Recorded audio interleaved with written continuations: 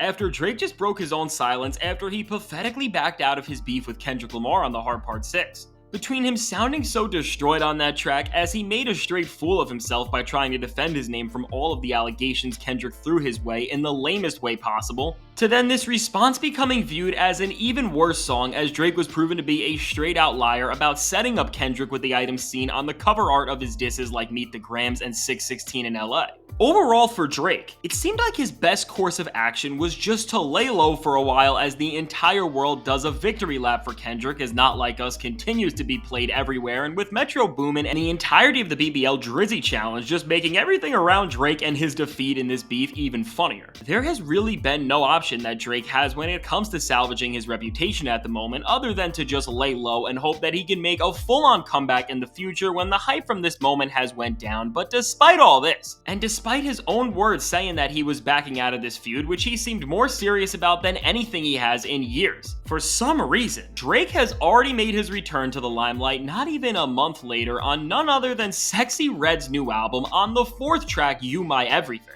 And while Drake making this collab his first one back since what has been the most watched hip-hop feud arguably ever is just ironic. And when we go back to Kendrick's first full-on Drake diss, Euphoria, this makes Lamar's bars when he compares Drake to Sexy Red and says that she is Drake's real competition even funnier. But besides just some jokes writing themselves, you would think that after Drake saying that he no longer wanted any part in this beef, that he would just be going back to the old goofy version of himself that is just saying whatever makes the song catchy, and while in some ways, he is doing this on this track. What's important is that in addition to this being the first time that we have heard him after everything that's went down with Kendrick in the entire rap game, despite his words wanting us to think otherwise, he is clearly still not over the beef and the entire feud, as during his feature on the track, he doesn't address Kendrick and Not Like Us, but actually Metro Boomin and his viral instrumental diss that targets Drake in BBL Drizzy. And what Drake does here is not try to put him in his place again like we saw him do on push-ups pretty effectively with one of the most memorable lines of this entire situation, but instead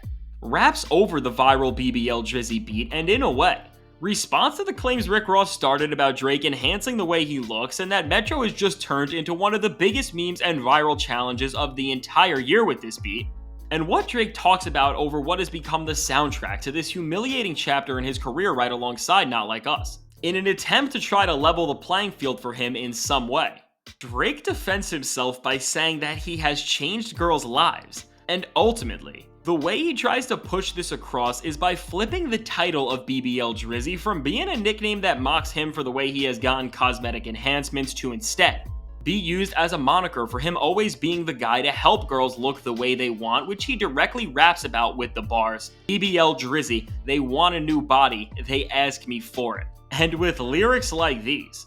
while this is not anything deep or even something that is going to reignite any tension between any of the parties in this beef most likely, still for Drake, doing this is just laughable for so many reasons, and while there is a reality where he could have rapped over this beat and threw it right back in Metro's face, trying to label yourself as the Batman of BBLs is definitely not the way out. I mean, the challenge Metro started with this song has gotten so out of hand with people rapping over it in so many different languages and just overall, with people going in on Drake over and over again and finding every different angle to pick him apart from. This beat is solidified as another part of what has made Drake the laughingstock in the rap game at this very moment in time. And while the circumstances and stakes are way lower here than anything that directly involves Drake and Kendrick, this method of responding that Drake has done both to Kendrick on the Hard Part 6, and here with Metro and now the greater public by trying to explain the root of the joke to detach yourself from the label,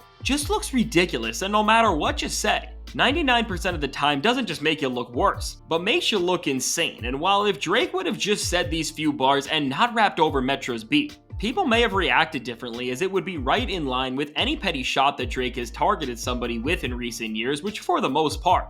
do an effective job at calling out whoever they are intended for without ever distracting the greater portion of the moment he's trying to deliver. As he raps over the actual beat that Metro made and tries to redefine the title, He takes what could have been maybe a decent subliminal and makes it consume the entire moment, and overall, beyond the song itself, it shows us that Drake is still so caught up on this entire feud despite him telling us otherwise. Now, one of the reasons Drake has dug himself into the hole he is in right now is because more than ever, from disses towards Kendrick that were straight out dumb and fired back on him to make something like the final verse on Not Like Us just flip his entire world upside down, to the way he has tried to defend his name all the way to this full circle moment where he is rapping over the BBL Drizzy beat. Drake has shown that he is way out of touch when it comes to saying and doing things in a way people can genuinely get behind, and with each time he just continues to miscalculate what listeners respond well to, and what would be an effective way to clap back at somebody, which before this, he was generally pretty clever with, even with somebody like Pusha T, who he took a massive L to, for example. He is just disconnecting more and more from the aspects that have made him the force that he was and now.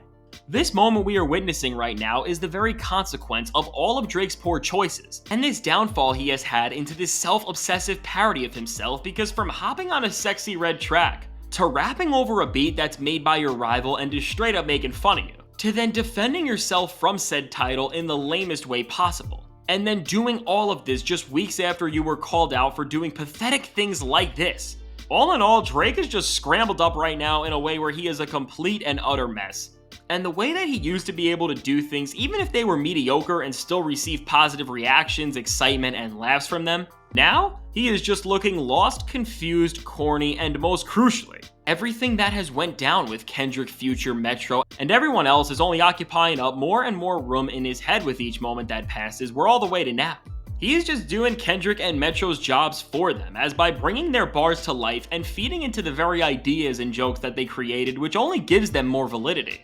Drake has fallen into the lethal trap that pushes an L in rap beef into a career-altering moment, which is only able to really happen when you stop battling your opponent and start to fight something that is much worse, yourself. From the gaslighting, attitude change, and over-explaining on the Hard Part 6, to running around with the artist you got made fun of for always being with and turning what would be a subliminal into a moment where you look like you don't even realize that we're all laughing at you and not with you. This is really so pathetic that Kendrick and Metro no longer need to respond to Drake in any capacity, because he's no longer battling them and is now fighting with the ideas that they have put into his head, which, despite his claims of him being the chess master who can never be broken or outsmarted, have changed everything about Drake right now.